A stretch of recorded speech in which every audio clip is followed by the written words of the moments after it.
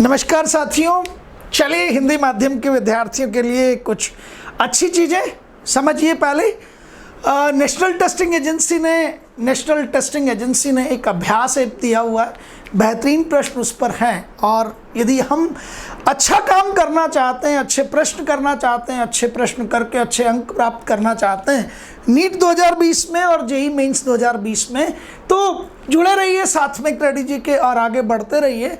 चलिए आज आपको किस पे प्रश्न करवाता हूं। तो हम आज प्रश्न करेंगे परिनालिका पर आधारित, एक बेहतरीन प्रश्न है। प्रश्न क्या है पहले तो उसको समझ लीजिए। तो मेरी परिनालिका जो है वो सम्मिश्र परिनालिका है। कई बार इसे सिर्फ सम्मिश्र कुंडली कह देते हैं, कई बार सम्मिश्र परिनालिका कहते हैं, अंग्रेजी में इसे सोलेनोइड कहा जाता है, आपको पता है सब लोगों को। उस पर आधारित एक प्रश्न है और यहाँ थोड़ा सा परिवर्तन है, उसकी बात करेंगे। समझिएगा विद्यार्थियों, सबके सब लोग। तो ये एक परिनालिका है, ठीक है। इसका अक्ष आपको नजर आ रहा है, ये कहाँ से प्रारंभ होती है। तो मैं आपको कह सकता हूँ ये A1 से प्रारंभ होती है और B1 पर समाप्त हो जाती है। इसमें प्रवाहित होने वाली धारा का मान निश्चित तौर पर I1 है और इसी के समअक्षीय, दोनों का अक्ष अलग अलग नहीं है लेकिन दोनों की अनुप्रस्थ काट का क्षेत्रफल अलग अलग है। जो बाह्य कुंडली आपको नजर आती है इसका अनुप्रस्थ काट निश्चित तौर पर ज्यादा है, आप देख रहे हैं उसको, और जो आंतरिक कुंडली है उसकी अनुप्रस्थ काट का क्षेत्रफल कम है। और यहाँ जो धारा प्रवाहित हो रही है ये आपकी B2 से लेकर प्रवाहित होती है A2 तक, और ये धारा कितनी है आपके पास में I2 है। आप सभी बच्चे बहुत अच्छे हैं, प्रतिभाशाली हैं, मुझे पता है। आप दो चीज़ों को समझते हैं, एक तो होता है आपके पास में कुंडली में फेरों की संख्या जिसे कैपिटल N कहा जाता है, और एक होता है कुंडली में फेरों की संख्या प्रति एकांक लंबाई, अर्थात इकाई लंबाई में फेरों की संख्या या एकांक लंबाई में फेरों की संख्या जिसे N/L कहा जाता है। तो यहाँ तो जैसे आपके पास आ जाएंगे 500 फेरे, लेकिन यहाँ 500 फेरे नहीं आएंगे, यहाँ आएंगे 100 फेरे प्रति मीटर या 200 फेरे प्रति मीटर, इस तरह से। तो ये फेरे प्रति मीटर में मापा जाता है और इसको फेरों में मापा जाता है। लेकिन ये बहुत छोटी छोटी सी चीज़ें हैं, मैंने सिर्फ जानबूझ के आपको बता दी है, आपको आती हैं सब, मुझे पता है।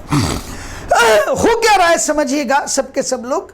पहली जो कुंडली है, जो बाह्य कुंडली है, उसमें आप देखेंगे धारा I1 है, लेकिन दिया गया है कि N1 I1 का मान किसके तुल्य है, N1 I1 का मान N2 I2 के तुल्य दिया गया है। और क्या ज्ञात करना है, ये जो आपके पास में सम्मिश्र कुंडली दिखाई देती है जो कि संयोजन है दो कुंडलियों का जो समअक्षीय हैं, उसमें ऊर्जा प्रति एकांक लंबाई, और इसी वजह से मैंने यहाँ जो है रक्त वर्ण का, लाल रंग का इस्तेमाल किया है कि यार ये क्या परेशानी हो गई। हम ऊर्जा ज्ञात करते थे, है ना, हम ऊर्जा प्रति एकांक आयतन ज्ञात करते थे, उनके सूत्र तो है हमारे पास, पर आज ये क्या हो गया एकदम से ऊर्जा प्रति एकांक लंबाई। तो बहुत साधारण सी चीज है ये, सिर्फ पहली बार में। अब पहले ये समझिएगा, जब आप एग्जाम देने जाएंगे ना, अभी परीक्षा देने के लिए, तो वहां आपके पास जेईई मेंस वाले जो विद्यार्थी उनको कितने प्रश्न करने, 90 प्रश्न करने, वही 3 घंटे का समय है।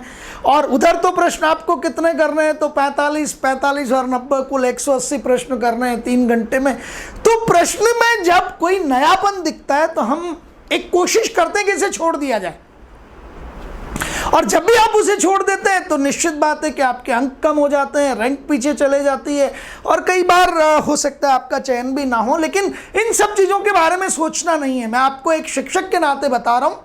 पिछले करीब 28 साल से एक ही चीज़ सब बच्चों को सिखाइए, तैयारी बेहतरीन कीजिए। सिलेक्शन का होना, चयन का होना ना होना, रैंक का आना ना आना, ये मायना ही नहीं रखते। एक ही चीज़ पर ध्यान दीजिए कि मैं तैयारी कितनी ईमानदारी से कर रहा हूँ, मेरी ईमानदारी कितनी है तैयारी के दौरान। तो मत डरिए, निकालते हैं ऊर्जा क्या है, उसको लंबाई से जो है क्या करेंगे, भाग दे देंगे। ऊर्जा प्रति एकांक लंबाई निकालनी है तो ऊर्जा बटा लंबाई कर लेंगे, क्या जाता है उसमें।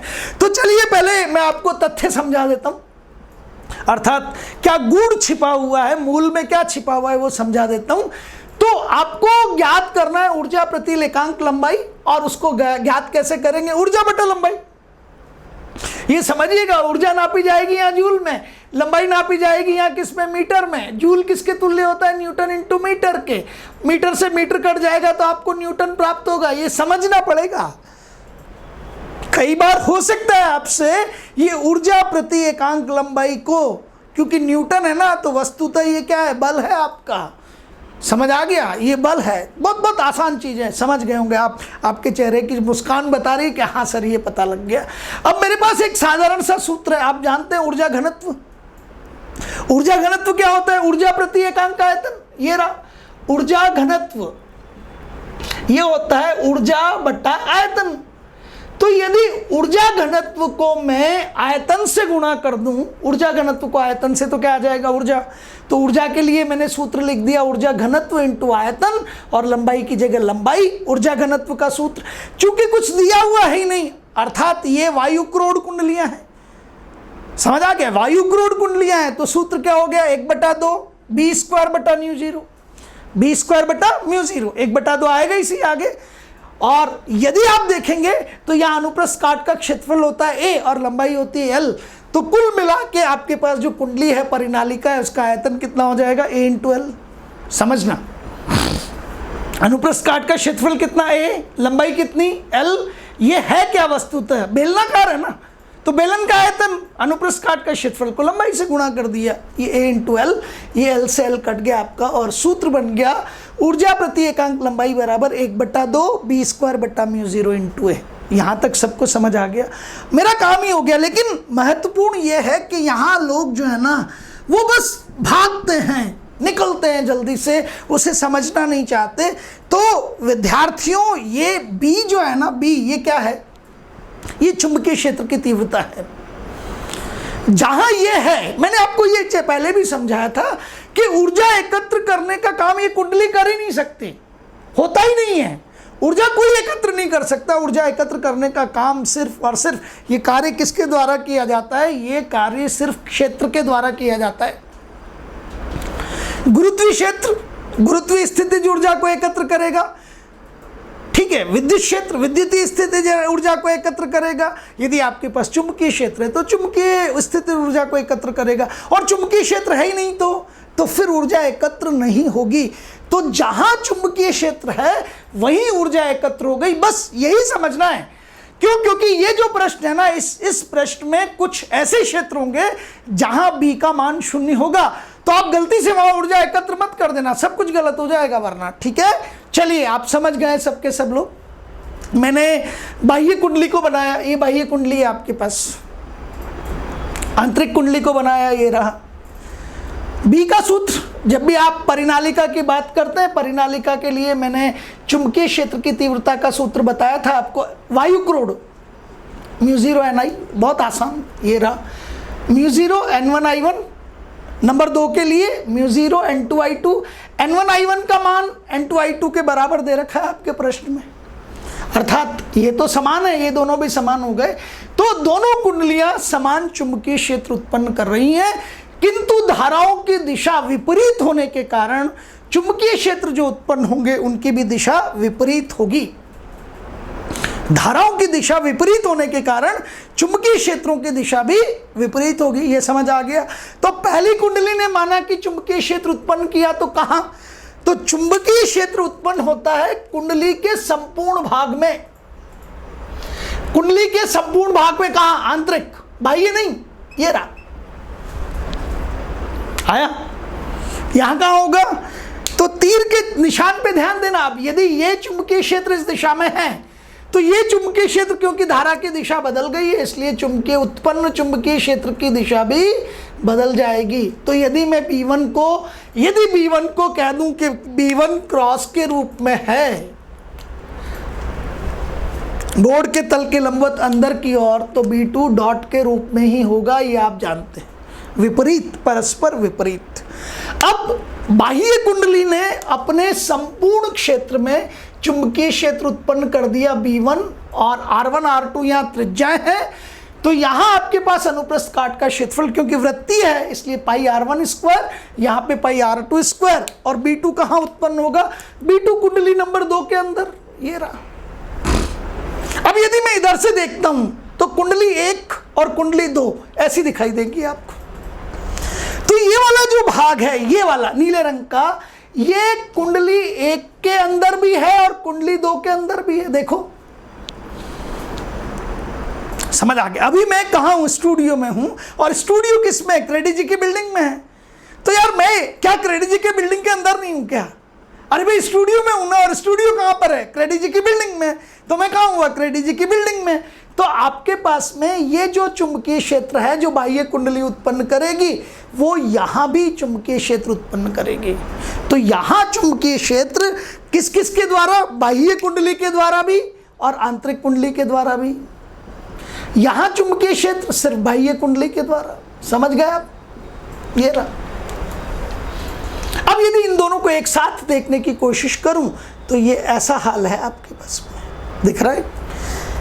यहां दोनों चुंबकीय क्षेत्र हैं और B1 और B2 विपरीत दिशा में हैं, उनका परिमाण समान है। तो अब मैंने कहा कि B1 ने B2 को क्या कर दिया, समाप्त कर दिया। इनका परिणामी कितना हो गया, इनका परिणामी 0 हो गया, इनका परिणामी 0 हो गया। तो अब चुंबकीय क्षेत्र कौन से क्षेत्रफल में बचा, तो आप कहेंगे सिर्फ इस बाह्य क्षेत्रफल में बचा, इतने से भाग में।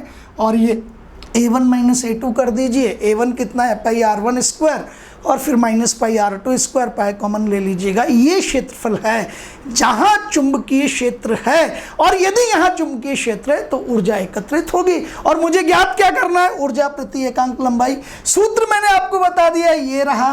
हाँ, ये मुस्कान बताती है कि उत्तर आ गया, हाफ B स्क्वायर बट्टा μ0 इंटू A। तो मैं क्या कर दूंगा, यहाँ पे हाफ B स्क्वायर का मान रख दीजिए। B कहाँ है, यहाँ B2 तो था ही नहीं, यहाँ 0 है, और B1 कितना है, μ0 N1 I1, और वही B2 है। तो यहाँ लिख देंगे μ0 N1 I1 का whole square upon μ0 into A कितना हो गया, पाई इंटू R1 का स्क्वायर माइनस R2 का स्क्वायर। R1 बाह्य परिनालिका की त्रिज्या और R2 आंतरिक परिनालिका की त्रिज्या।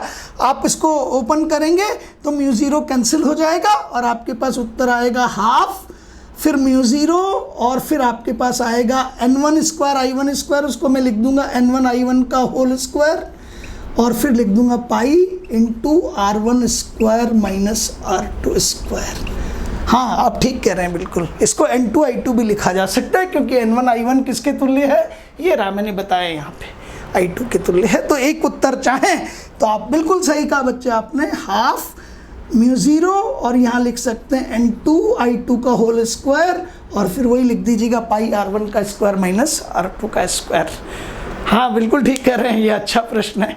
अरे अच्छा प्रश्न नहीं होता तो लाता ही नहीं ना आपके लिए। तो चलिए विद्यार्थियों, आप इस प्रश्न को कीजिए मजे से। कुछ छोटे छोटे प्रश्न नीट के बच्चों के लिए बता देता हूँ, ध्यान से देखिएगा। ऊर्जा प्रति एकांक लंबाई का सूत्र ही पूछ लेंगे, या ऊर्जा प्रति एकांक लंबाई की निर्भरता किस पर है, तो ऊर्जा प्रति एकांक लंबाई निर्भर करती है किस पर, तो आप कहेंगे B पर ना, B के वर्ग पर, B के वर्ग पर, क्षेत्रफल के वर्ग पर नहीं, सिर्फ क्षेत्रफल पर। तो इस तरह के प्रश्न आप यहाँ सामान्य देख सकते हैं, फिर उनके ग्राफ भी बना सकते हैं। कैसे ग्राफ बनेंगे, कैसे और प्रश्न होंगे, ये फिर लेके आऊँगा आप लोगों के लिए। तब तक खूब पढ़ते रहिए मन लगा के, कोरोना से मत डरिए। क्यों? क्योंकि इस समय जो कोरोना करता रहा उसका रोना ही लगा रहेगा। आप उस रोने से बाहर आ जाइए, मुस्कुराइए और हंसते रहिए। धन्यवाद, शुक्रिया।